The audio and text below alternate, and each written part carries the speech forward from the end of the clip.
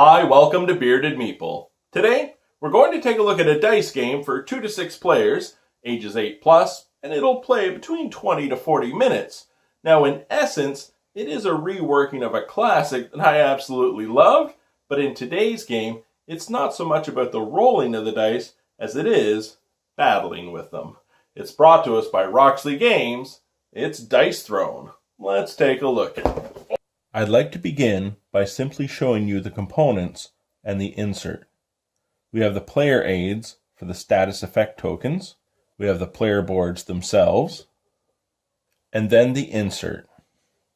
In each section, you will store that player's status effect tokens, their dice, their deck of cards, their health counter, and their combat point counter.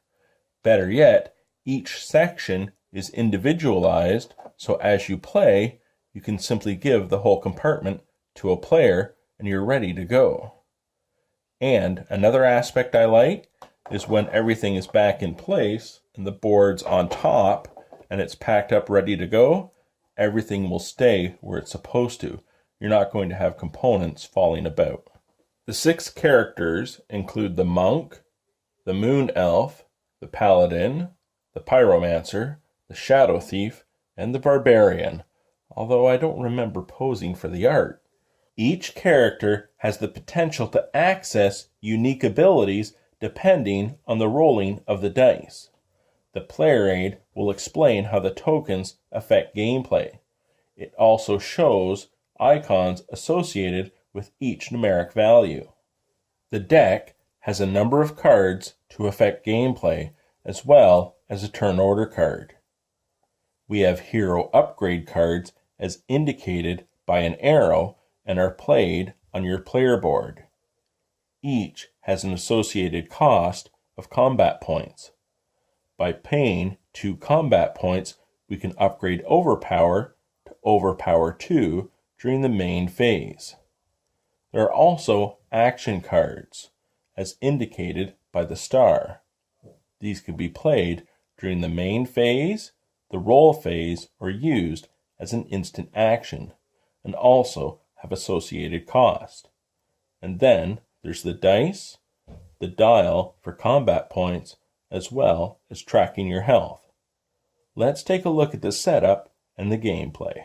Each player has their player aid and tokens. You shuffle your deck and deal yourself 4 cards.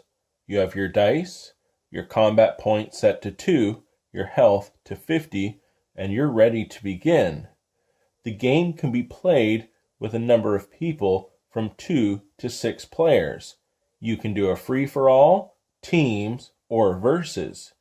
Depending on the number of players, it may affect your beginning combat and health points. Turn order proceeds as such: the upkeep phase, the income phase, main phase 1, offensive roll phase, targeting roll phase, and defensive roll phase, then main phase 2, and the discard phase. And while that's fairly technical, here's the game in a nutshell without going into all the minute details, because once you get a grasp on this game, it's very straightforward and quick, fast fun.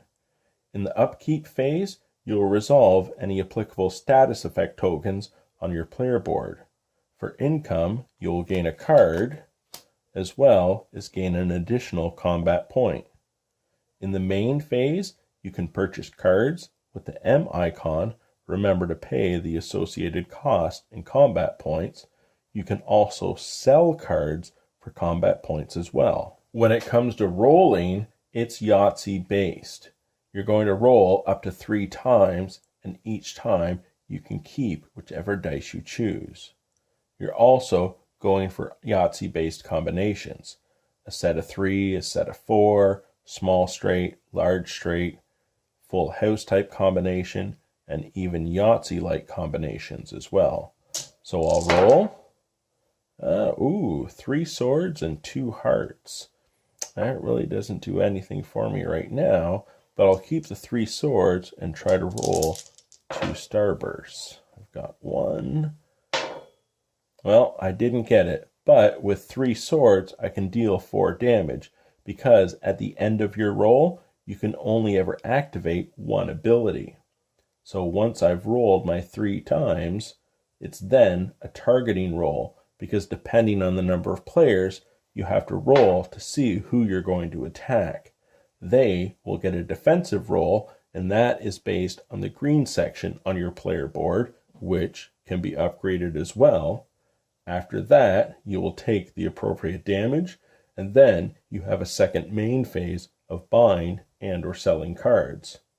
You will end by discarding because you have a hand limit of 6 cards by the end of your turn. Get your opponent's health to 0, they lose. You'll win and claim the Dice Throne. And that, my friends, is Dice Throne, or as I like to call it, Battle Yahtzee. Although there may be legal ramifications to me calling it that, but regardless of what you call it, I enjoyed it. As I said, it's quick, it's fast, it's light, casual fun. I love the artwork, it has quality components, the etched dice are nice, but more importantly, yes, it is just Yahtzee and you're going to roll and get a thing, but it's these cards and the upgrades they did that really make this game come alive. Don't forget to use your tokens wisely, because they can really save your hide in this game. I enjoyed it. I hope you get a chance to check it out, and Season 2 that's on Kickstarter. I'll talk to you again soon.